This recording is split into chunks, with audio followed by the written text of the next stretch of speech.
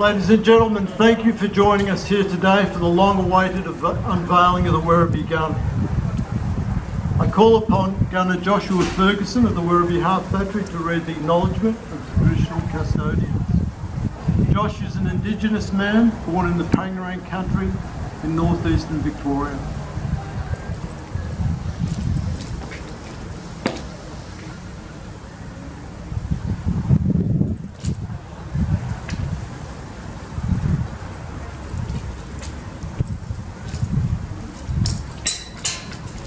Thank you, Captain Alan Sterling. I would like to begin by acknowledging the traditional custodians of the lands on which we are gathered here today, the Wathaurong, the Woiwurrung and the Boonwurrung peoples of the Kulin Nation. We pay our respects to their elders, past, present and emerging. Thank you.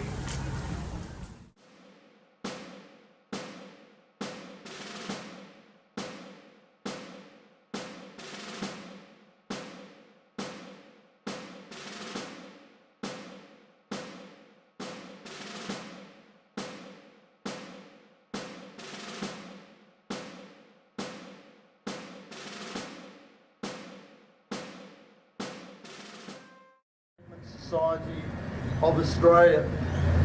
Also, the attendance of the Geelong Military Reenactment Group, who have provided some additional displays.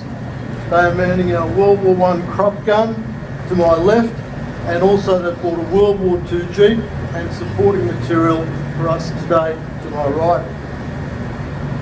So without further ado, we will actually unveil the gun. Now I'm going to call upon the following people to step into positions at the corners of the cover. Now when I refer to the positions, I'm referring to the front of the gun as being what is facing us, it's facing the wheel, okay, not the actual where the barrel is, you can't see anyway really. So I'd like to call the following people forward. Firstly, Major James Ealing, representing the Royal Australian Artillery Historical Company. So if you can move to the front right.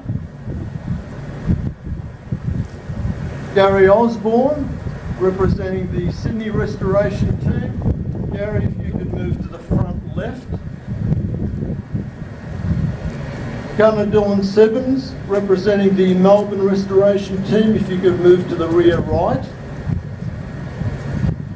And Mr. Merv Clifton, the RSL Memorabilia Officer,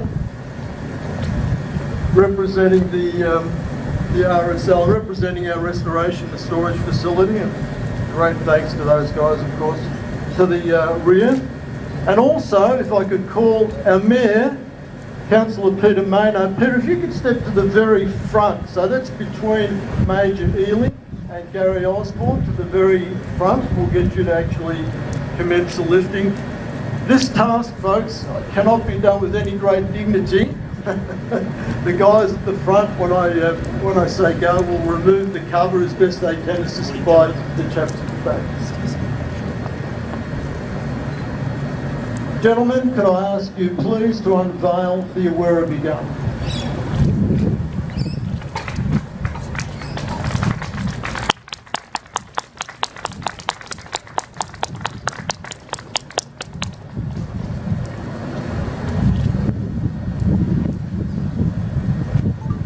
Fantastic. Thank you, gents. You can take your places again in normal position.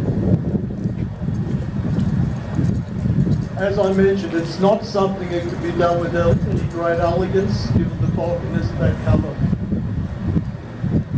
Now, just a little bit of background on the gun. It's a model 1859 Armstrong 12-pounder rifled breech loading field gun.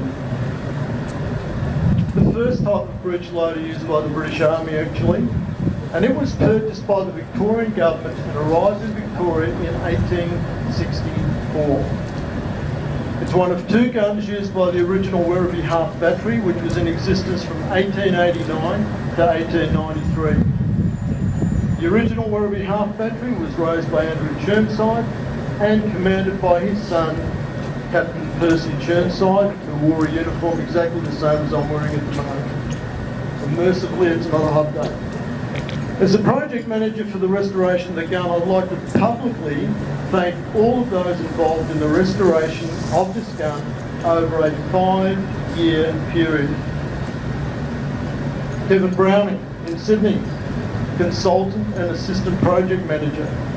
Bill Stewart, our head carpenter and coordinator of the work on the ground at North Head. Steve Hassett, chief engineer. Gary Osborne, our assistant carpenter, and the rest of the team at North Head for their superb efforts in the construction of the gun. This they did from the remaining pieces of the original gun carriage, and all of the woodwork had to be recreated, and many of the carriage fittings. You may just be able to see over to this side, behind the machine gun there on the tripod, a piece of the original woodwork that did remain. It's made of teak, and that's what we call the cheek piece.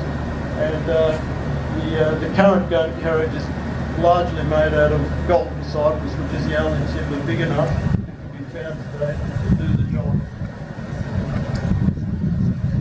Okay, so most of the metal fittings had to be reproduced, as I said. Some of them are original, many of them had to be reproduced. And on that note, I'd like to thank our blacksmith, Steve Nichols. Sadly, Steve couldn't be with us here today. He's based in Melbourne. Some of the things we asked Steve to do at times were extremely complicated and daunting, particularly given that he was working from Melbourne on a Sydney-based project. But Steve always came through and made this happen. In fact, you'll see some of the larger pieces that he built with the towing eye and the pieces of plate called the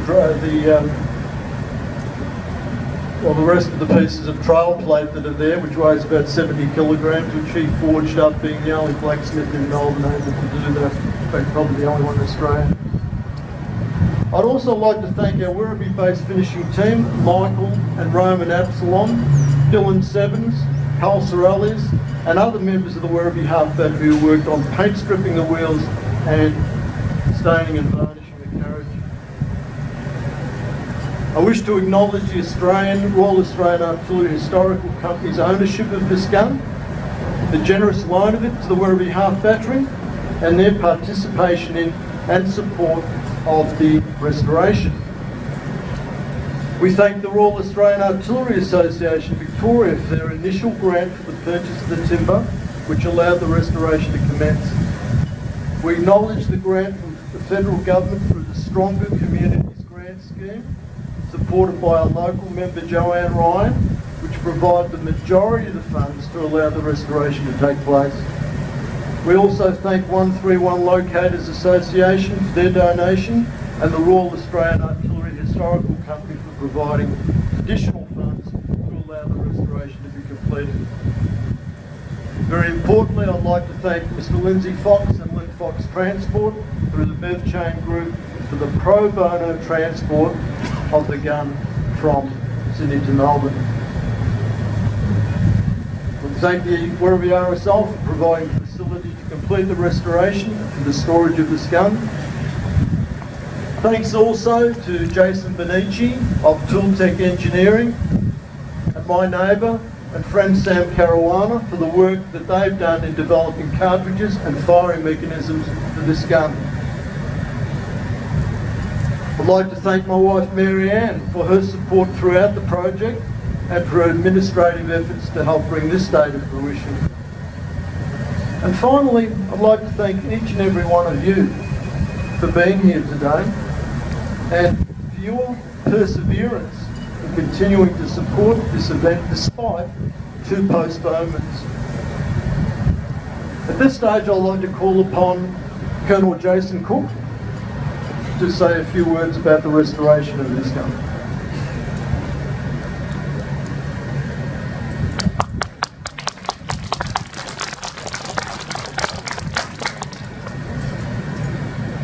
Brigadeer Perry, ministers, councillors, distinguished guests, ladies and gentlemen.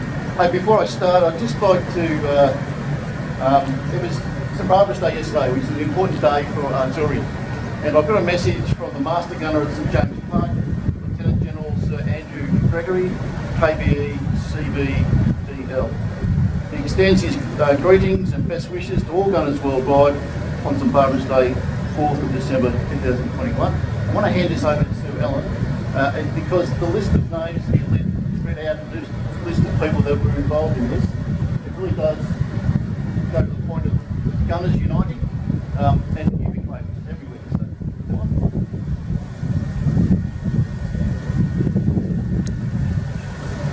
So what a great day. Today we're present at the unveiling of a gun number 370 to its restored splendour. A gun with so much history not only for Werribee Park and the Churnside family, but for the Werribee Half Battery, and the role this gun had in shaping the origins of the Victorian colonial artillery. It links our past to the present, but also involves a tangible artefact to educate future generations of the history of our state and the Royal Australian Artillery. I'm actually really excited about the significance of the day, and I'm completely honoured to be able to briefly speak to you all about the significance. On the 1st of August 2021, the Royal Australian Artillery celebrated our 150th anniversary of continuous service to our great nation. Yesterday I emceed an event where we fired an 18-round salute at the Shrine of Remembrance to mark that significance. To put that in perspective, we haven't fired that many rounds, apart from Queen's birthdays, since the royal visit in 1956. Also yesterday, at the same time, in recognition of our garrison coastal artillery heritage, 3 of 80-pound coastal guns fired a single round from their fortifications at Portland, Warrnambool and Port Fairy. Again, that has never happened before. Let's not forget the importance Point of Pillion played in our history, as gun emplacement number 5 fired the first round of the First World War, firing at a German merchant ship, the SS Falcons, as it tried to escape from Port Phillip Bay just after Britain declared war on Germany in 1915. And today, we are all here when another piece of our rich artillery tapestry was restored back to life. All these events played important roles in the 150 years of continuous service. What Alan and his team has done is actually quite special and outstanding. The 12-pounder Armstrong gun represents the most modern of contemporary gun designs in the early 1860s. Not all states could afford such modern technology, apart from Victoria because of the booming gold rush. What that meant for Victoria was the prospect of significant improvement to our defence capabilities. The Churnside family, along with other wealthy landowners, ensured our security. They worked with the Victorian colonial government to fund, train and develop our defences as required. Hence, both the permanent artillery forces of the day and the volunteers that served alongside their professional mates forged the units and lineage, customs and traditions of our current serving artillery units. As the President of the Royal Australian Artillery Association of Victoria, and still a current serving member of our Defence Force, artillery of course, plus had the privilege to command an artillery regiment in Victoria, I'm extremely humbled to be here today on this history-making event. I can still remember when Alan and Marianne approached me in the officers' mess at Victoria Barracks, Melbourne, about his ambitious project. I've got to tell you, I jumped at the idea. Just the thought of restoring a piece of history has an infectious energy that took control, with the only answer being, yes, what do you want? I'm delighted in the outcome. The passion, dedication, commitment and love given so willingly by the project team in restoring the gun with meticulous accuracy to the original drawings is actually breathtaking. On behalf of the Royal Australian Association of Victoria, and could I be so bold to include the head of regiment, Brigadier Varg, well done and thank you. Thank you for restoring the gun.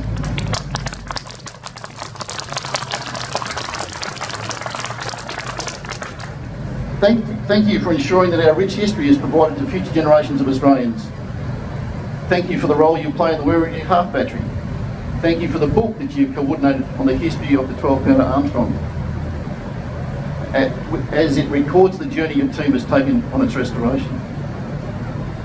Well done to you, Alan, for having the drive, perseverance and vision to achieve what you have done here today. It is truly remarkable for not only the local community, but Victoria and the gunner community across Australia. To everyone here today, you have been part of something very special. Please do not underestimate the significance of what you've just witnessed. These events are rare and priceless, but so important. Again, thanks for the opportunity you've given me to say a few words, and now I'll just let the gun speak for itself. Thank you.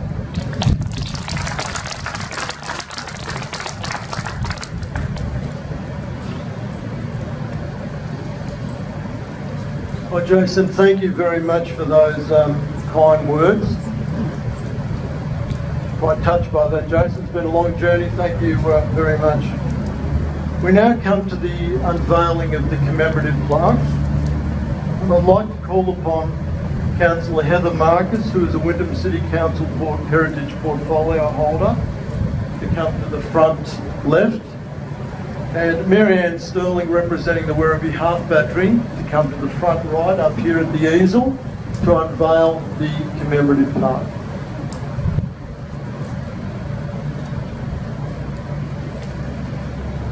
Ladies.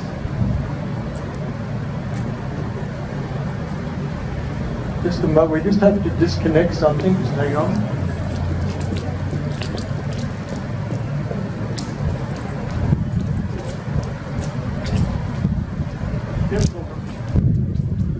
Okay, ladies, please unveil the commemorative plaque.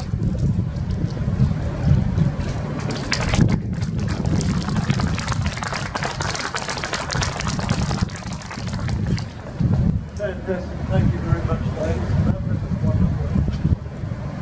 And I'd ask people to take the opportunity to have a look at that commemorative plaque before you go, because it's got a lot of valuable information on it. It's quite heavy, that plaque, actually. Anyway, so we now proceed to a demonstration of the operation of the 12-pounder by the Werribee Half Battery. Now note that we won't actually be firing a blank round today. We don't want to break windows around the place, but we will be simulating it. So there won't be any live charges placed in the gun, but a word of warning.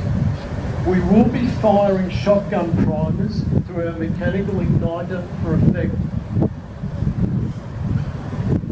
Even shotgun primers can be quite loud. So after the gun is loaded, when Lieutenant Rousseau gives the command to fire, I would advise you to block your ears. Because as I said, even just a small primer can be quite loud. Lieutenant Rousseau?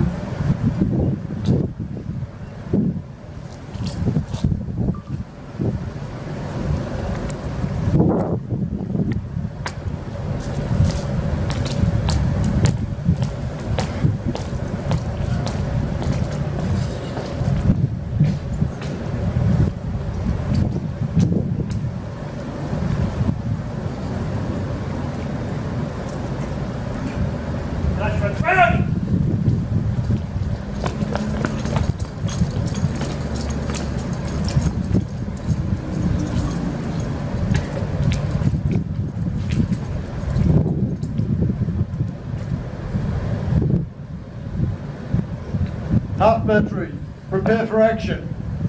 Number 1 gun. Take post. Take post.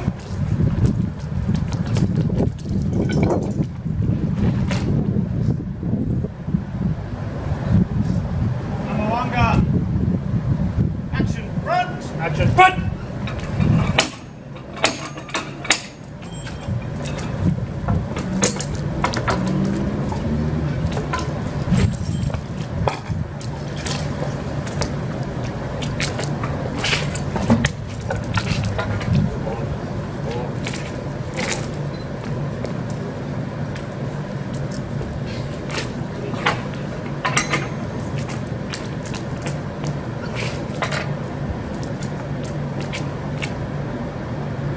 Half battery, 3 rounds, blank, enemy front.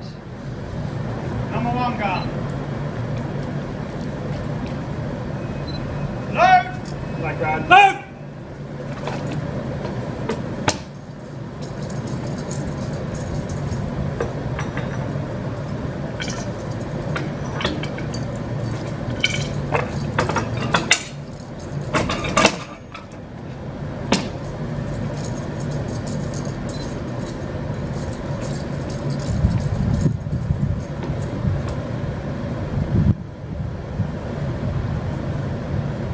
Number one gun. Lead. Lead.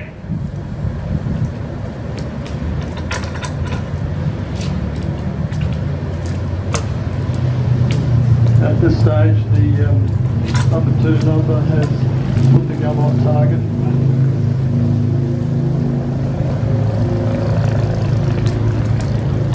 We use an aluminium cartridge, but in the day they actually used a bag cartridge.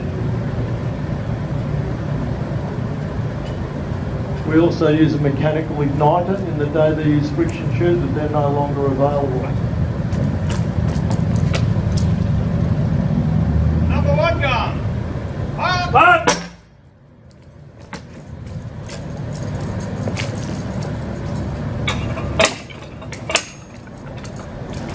No automatic ejectors on these. Everything had to be done by hand.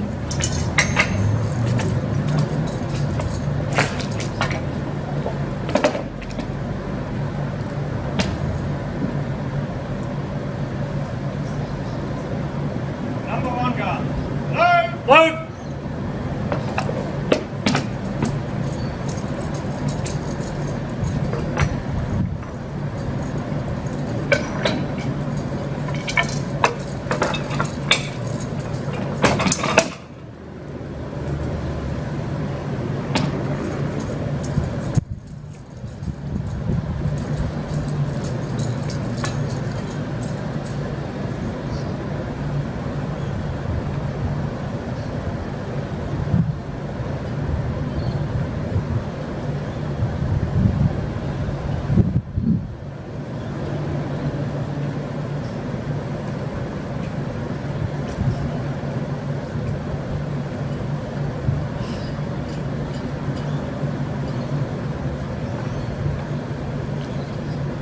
It does take a little bit of time to reload the igniters. We have only 2 of them.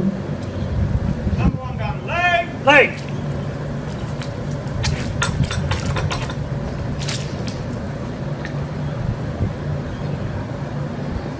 Gunner Fergus is on the trail spike, which would normally be used to move the trail, but this actually has a transversing mechanism on it that really doesn't move the trail spike.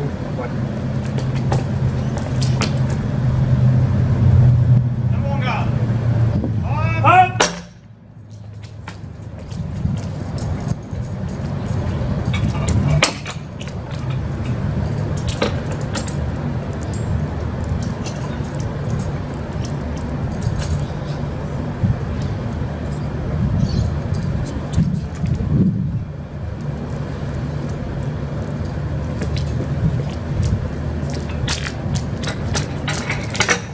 Sometimes things go wrong, things get caught, as was the case. Normally we don't have to do that. First time that's happened actually, but anyway.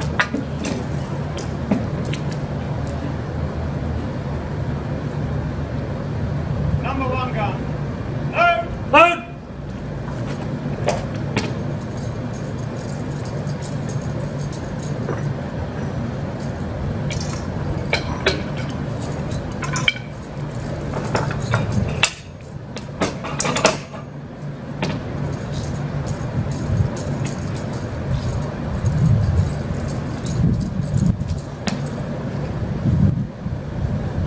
Number one gun. Leg. Leg.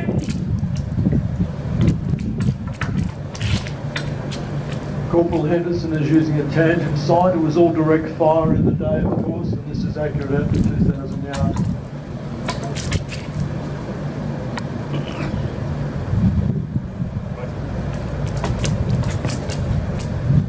Number one gun.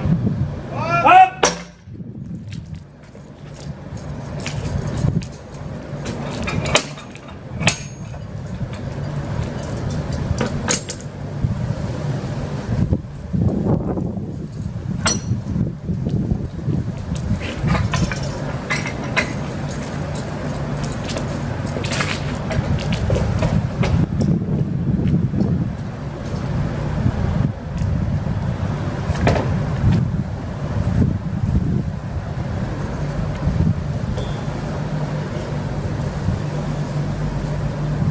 Half battery, cease fire. Number 1 gun. Cease fire! Cease fire!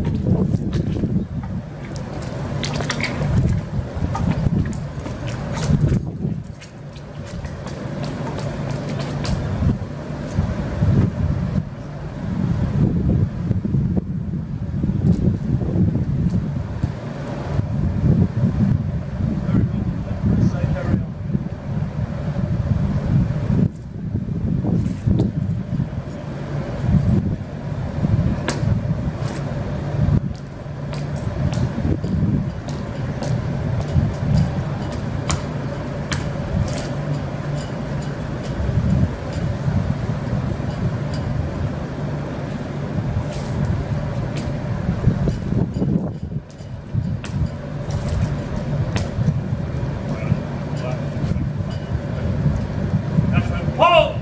Out!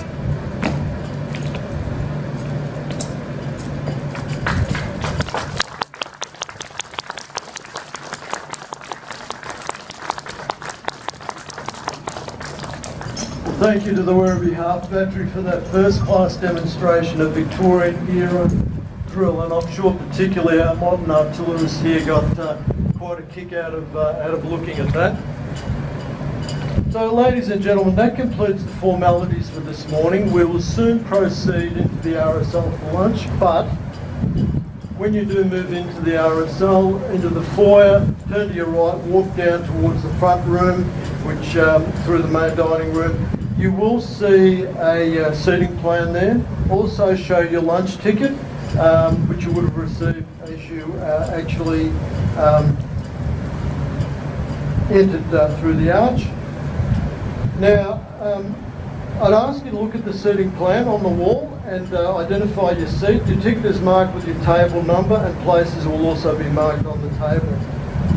Now, we won't be moving in for a little while, so what I'd like you to do until I announce the time to move in, please feel free to inspect the gun close up. Look at the exhibits also here from the Geelong Military Reenactment Group. And there will be a number of people, even after we move in for lunch, that will be available to interpret the gun and the other displays here.